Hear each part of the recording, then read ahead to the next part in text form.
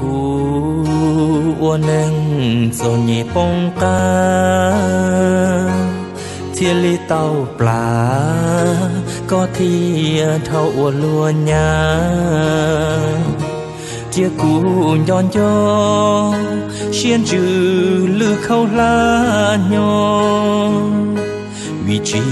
tàu có lo ua cũ tu tiền nó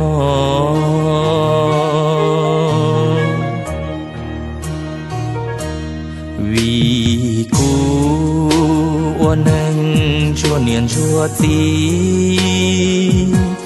thiên lý vua plá có nó mù ta ý xì khu xì cao lý lu lu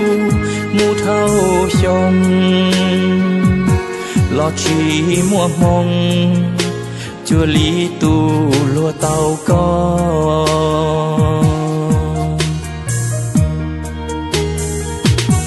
khu xì cha plá có lu mê chén ta chu tiền thơ lọt lu sự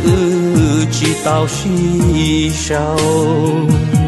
khu xì càng cao lu lu chỉ chi tao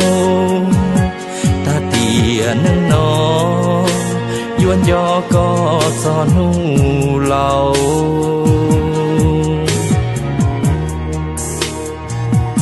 lên mùa tiền nó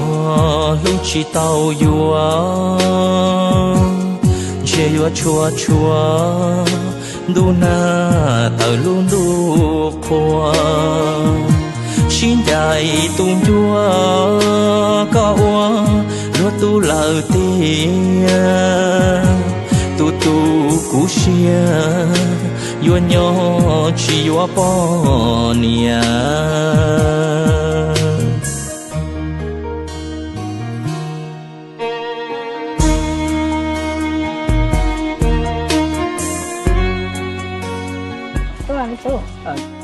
có chỉ số tuân thôi nhỏ nữa, ấy cũng chỉ có nữa, thà có theo dõi có họ ấy tuổi kia mình nhiều cho nên món nha, để lúc nâng chuẩn bị giả dạy thì nên lúc nâng chỉ đâu họ, để có quay xe nữa, xong một số tuổi nữa.